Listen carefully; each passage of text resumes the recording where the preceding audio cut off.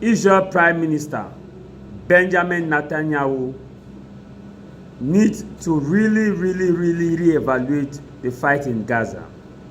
Whether we like it or not, civilians in Gaza are paying a huge price, and this is unacceptable.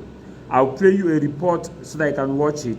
But the Prime Minister of Israel, Netanyahu, says Israel will not surrender or will not yield to any ceasefire until they totally defeat Hamas.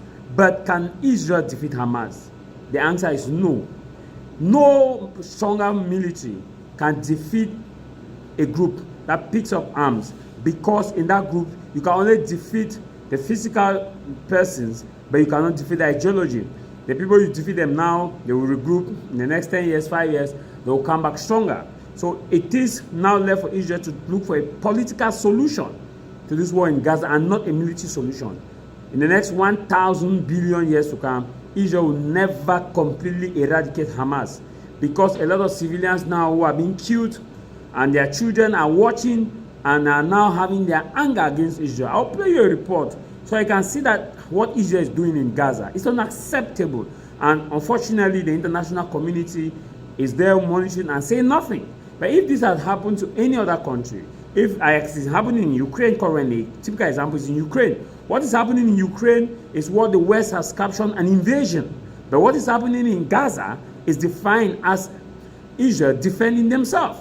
Yes, of course, Hamas was quick to carry out that attack, which we all condemned in October. We condemned the attack Hamas carried. But the question now we should be asking ourselves is, should we continue to praise Israel after we see that hundreds of civilians are being killed, thousands of civilians are being killed on a weekly basis in Gaza? Israel started in northern Gaza. They said the problem was in the north, the Hamas was in the north. Now they extended their arm to southern Gaza after they had asked people from northern Gaza to move to southern Gaza. Now when the people moved to southern Gaza, they said no, Hamas is now in both north and south. That people should move to central Gaza. Now when people move to central Gaza, they say now Hamas is everywhere. And now so there is no way for civilians to actually move from north to south. Wherever you go, you are caught up in a war. Ukraine in itself, we are condemning Russia invasion. Now, but what is happening in Israel, in Gaza, is what others are applauding. The same situation. Shouldn't we also see that Russia has a right to defend itself? Whether we like it, I have nothing wrong against Israel.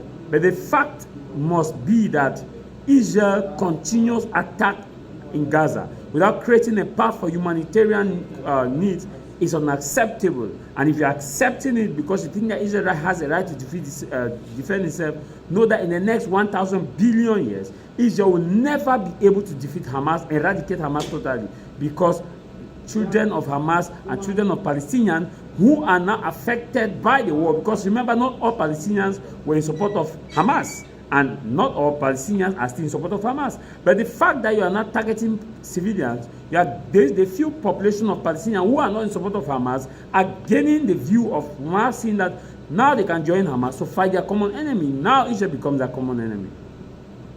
Israeli bombardments have continued overnight from Monday to Tuesday, with reports of an airstrike near a hospital in southern Gaza's Khan Yunis and in Rafah as well.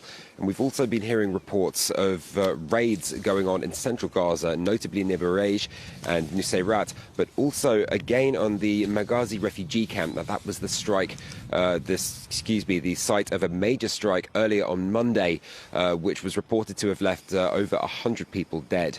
Now, NGOs have been sounding the alarm over the humanitarian situation in Gaza. The figures that we have is that just 9 of 36 of the Gaza Strip's hospitals are still functioning, and even then at reduced capacity, and are struggling to cope with the influx of casualties. Around 1.9 million people are currently on the move. They've been displaced from their homes out of the population of 2.3 million.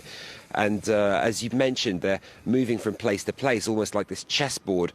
But even then, there's no guarantee of safety. They've given one place to move from, they're moving to another, and then shortly afterwards they may have to move from there as well. It's the situation has been described as catastrophic by aid workers. Now, Benjamin Netanyahu, again, we've heard him speaking to troops in Gaza. He mentioned that intensification of the offensive, that the activity wasn't going to stop, and he specifically addressed the international community too. You mentioned this opinion piece in Western media.